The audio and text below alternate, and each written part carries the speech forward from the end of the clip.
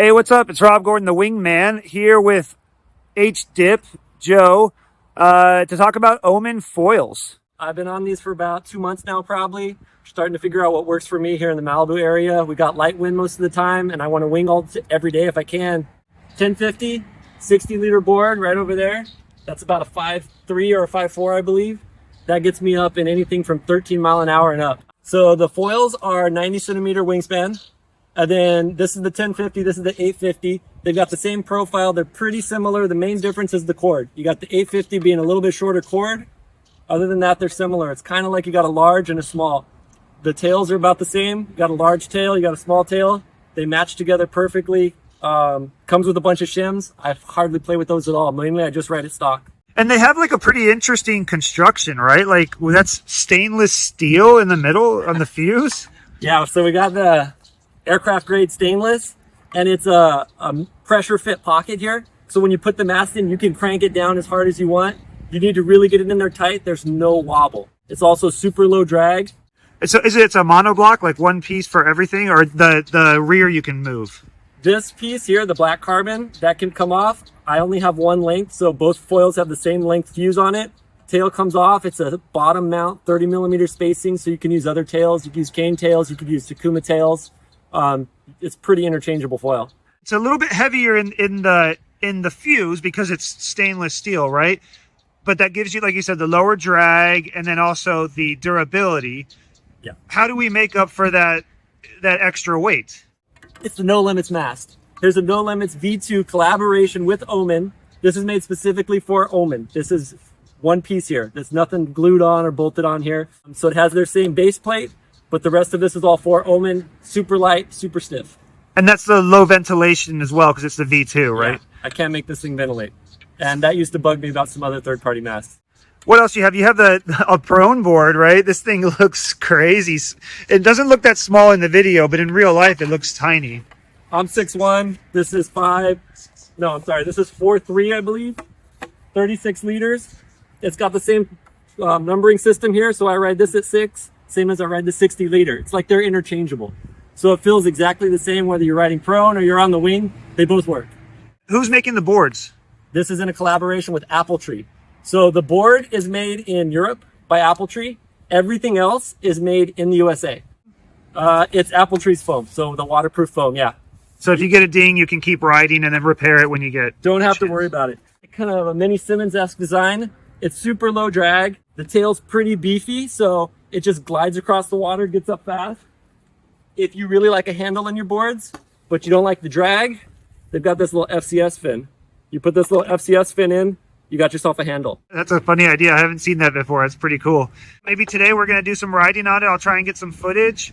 I think my friend's going to come up with a drone as well. We'll see if the wind comes up. Oh, if they want to demo it, can they hit you up in LA? Yeah, just hit me up. My Instagram is head1p, so it's like head dip, getting barreled surfing, but there's a 1 instead of an I. Have you gotten barreled on a foil yet? Not on a foil. So I saw someone just posted a picture. Yeah, Alex Hayes is going crazy. He's making a career out of riding tiny foils. Awesome. Very cool. Well, let's see if the wind's up. All right, man. So Joe ended up getting a call and having to go on dad duty, so he left me with the foils, and I got to go out and play around by myself. That sounded weird. These No Limits masts are so light. They weigh nothing. Like literally, they're so light. They're great. I rigged the 1050 first, and I think Joe said this was the 87 mast. If that's true, it was insanely stiff because it did not feel that long. All right, I just had my first run on the 1050. Feels good. It's a little bit far forward, even with the zero shim. A lot of front foot pressure, which I like, but it's a little bit too far forward.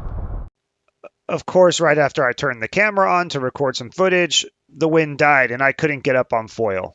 And around that time is when Gregory, my friend who's a drone operator, showed up and put the drone in the air.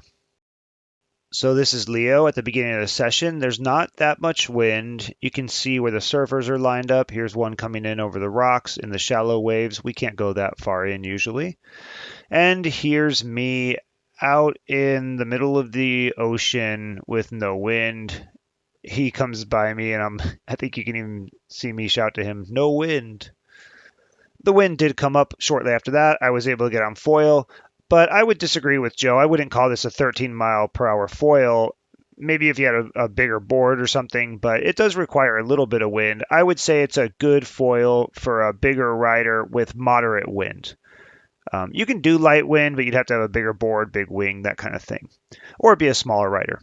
So anyway, then I worked my way back upwind. So this is just some, riding shots. Jibe on the swell. Whenever it's light wind, you got to jibe on that swell, and then you can just ride the foil and repower. It's a really good trick to stay on foil in light wind. You don't want to jibe with no wind and no swell. And then here there's not much I can do, so I'm just goofing around showing the S turns and the little carving ability of this foil. It is a fun foil to turn. I mean, just even doing that's fun. I'm not even overdoing it because I don't want to come off foil. And then I do my little power up. This is my secret move. Oh, power up, get some wind, going around that seaweed right there. And I think I just jibe because I'm close. So here's the lower rock. In between this and where the surfers are is where we can sometimes catch waves. You don't want to go too close to the surfers. That's their thing. Here I think I try a flocka, but there was no wind. And I think there was seaweed on my foil as well. Here you see me pulling a little bit of seaweed off. This foil handled seaweed really well. Like I was able to even try a flocka, and I could ride and stay upwind with seaweed on the foil. I think it's kicking a lot of the seaweed off of the back wing. But there was just so much seaweed. Here I'm trying to get back out and stuck in a kelp bed. So annoying. The day before, the seaweed wasn't bad at all, but then the tide goes down a little bit and, winds push in some seagrass from who knows where. So there's the lineup. That's where the wave actually breaks it, Leo. We can't get in that close to the really good spot because that's where the surfers are, and we don't want to get our privileges revoked. And also there's a ton of kelp right in there too. So there is only a couple of paths through the kelp, and you got to try and get the best part of the wave. Here's a guy, you can see a guy trying to get started, and that's where the wave is the best. That's a small wave. But we can't ride quite over there. So yeah, we got to make our way through these little channels. Here, I actually get a decent little swell. Not huge, but I'm on the 1050. Here I am. I'm waiting for it to catch me. And then now I'm riding this swell. It's further down from where the surfers are, so it's not as meaty. But that 1050, I was able to get some nice carves on. And then what you do at Leo is you turn around, and if you're good enough and you have wind, you can try and cut back up above the rock and kelp, or you have to go all the way around. But you got to be mindful here. It gets very busy later in the day. Don't be hanging out in this section if you can't even ride waves. You're just going to be causing a nuisance for everyone, There's plenty of room downwind to ride without the waves. And there's actually a couple of waves you can catch down there. They're just not like a point break like this or a reef break or whatever it is. So here I'm finding my way back through. So we just make laps. And I was out here really early and no one else was out yet. So I had the whole place to myself for a little while. And there I'm trying to ride, but there's no wave. So you just kind of go back and forth waiting for a good set to come through. Ride out, toe side or regular, and then when you see a big swell come in, you jibe on it and you go in and you give it a burn. There's even less wind on there's a big wind shadow on the inside too. So yeah, here you can see I'm on a swell, pumping myself up to get on it. Don't want to get too close to the surfers, and then just riding the swell on the 1050, just cruising, carving a little bit. There you see the surfer on the good part of the wave. I'd love to be over there. And just turning around, and that time I don't know, maybe I had some seaweed, so I jumped off. And then here, Greg catches me trying to do a back roll on the 1050. Actually felt pretty good that one. I probably could have landed it if I knew how. And here's that back roll from, in slow-mo a little bit from my point of view. And you can see how hard I hit the water on those. Also yanks your shoulder out. And then another power up. And this is just to show you, you do not make it through the kelp every time. There I go right into some kelp. I think I hit another piece and the wave's coming. Yep. Nope. Boom. In the kelp. And one more. This was like a pretty good one. I was pretty excited about this one. Getting powered up, trying to get close, and then yeah, looking good. Okay, yeah, we're gonna do some little carving and turning, and then sniper. But yeah, check out Gregory. He does lessons for like fire dancing, like really cool stuff. He showed me his routine, and then he does this drone operator stuff. Hit him up and see if he'll come out and film you winging. Throw him some bucks. I don't know how that works, but yeah, hit him up. I'll put his links right here in the description. And here's another shot of me riding some swell from my wing camera. And I think this is a 1050. I'm not 100% sure, but yeah, you can see me just carving back and forth, cruising, having a nice little ride, and then, jiving out of the wave.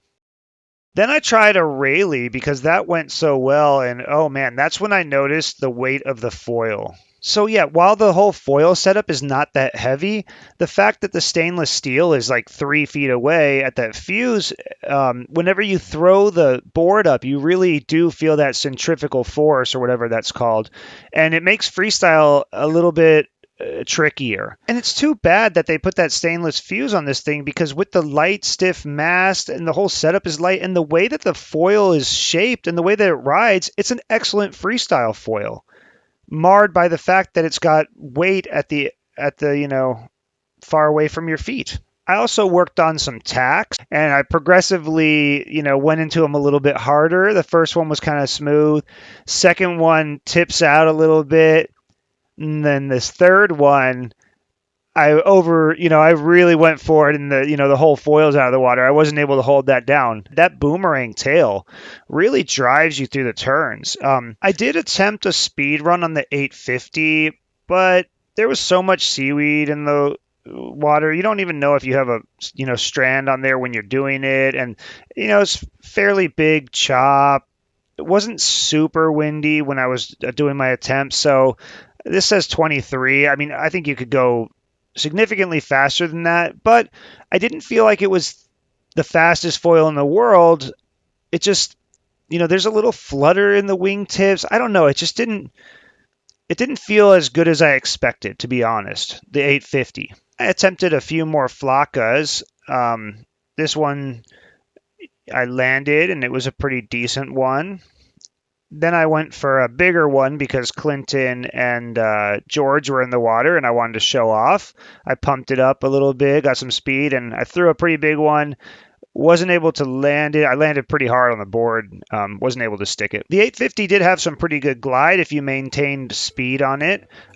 Here you see me back winding and trying to get George on camera coming toward me. Really easy to backwind with it. And it was fun to try and get on that swell with the 850 at speed and then turn at speed.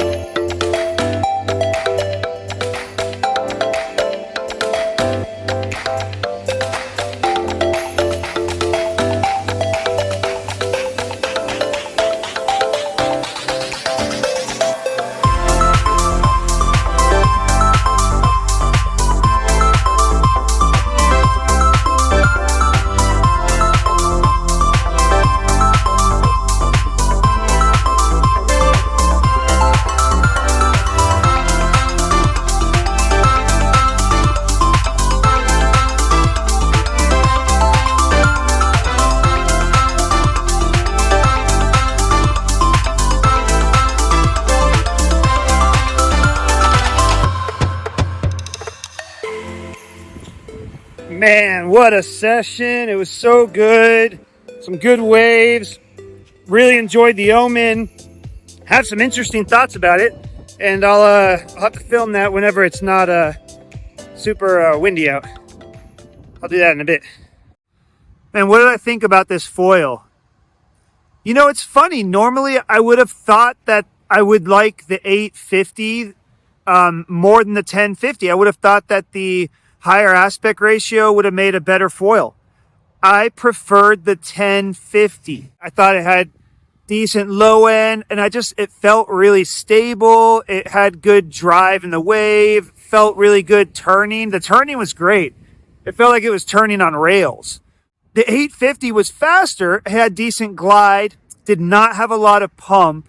It was fast, but it would flutter. I could feel the flutter. I just didn't really like it. It was better for tricks because, and here's the one thing I really didn't like. That stainless steel fuselage, it's fine if you're not doing freestyle, but even though the whole foil system doesn't weigh very much because the mast is so light, when I did a Rayleigh, I really felt the added weight of the stainless steel when I tried to flip my board up in the air because it's at the end of the foil. And so the extra weight is sort of really far out and you feel it. That's kind of almost a deal breaker for me. If you don't jump, you might get the benefit of the less drag and the stiffness, and it might work out really well for you. I was a little surprised the foil didn't have more pump and glide. Even the 1050, it just wasn't, it's not a downwinding foil. It's just not. It's a wave foil. It's like a little bit better Viper is what it felt like to me in the waves. I was really surprised on that tail. I didn't think I was going to like that tail at all, but it's great. I really like that tail design. On the 1050 especially, it felt like I was on rails. I carved a couple of really hard turns, and that tail just kind of pushed me through the turn, and it was really nice. I rode it with zero shim. It felt about right. I put it in the middle of the tracks, had a lot of front foot pressure. I could have moved it back a little bit, probably would have been a little better. It's an expensive foil. I mean, I think it's like $3,000 for one of these setups. Man, I don't know if it's worth it, honestly, unless you really just want to charge some nice waves. Like if you want to ride some good waves, it might be worth it. I had a couple of really good waves on this foil on both the 1050 and the 850. So if you're looking to ride waves, it might be really good. One other thing that was really good about the foil, I don't know if it was the little bit of like the swept back design on both the front and the rear foil. It handled seaweed really well. There was so much seaweed today, and it would have been a nightmare on a lot of foils. Actually, other guys were complaining. And I was able to ride pretty well with a bunch of seaweed on the foil. I would still clear it when I wanted to catch a good wave and stuff, but it was shockingly good with the seaweed. And I think it also got rid of seaweed easier because of that swept back design of the front and back wing. I might switch to that tail just because there's so much seaweed, and if that gets rid of seaweed, that's a pretty good idea, kind of like a windsurfing weed fin. And I like the tail. I think the tail is really good. So I know Katie Maui has a boomerang tail, so I might try it. That's the thing, right? So Katie Maui, Kane was involved in designing these foils. I don't want to go into it too much into it. I don't want to like air anyone's business. Didn't work out. His name's not on it. There's a lot of Kane influence in this foil. So I'm interested to see what he does with the KT foil and sort of see what comes out with that. This is an option. It is a nice option. It's a pretty cool foil, especially if you want to ride some waves and carve it up on waves. It really carves it up. It really, really does. All right, peace out.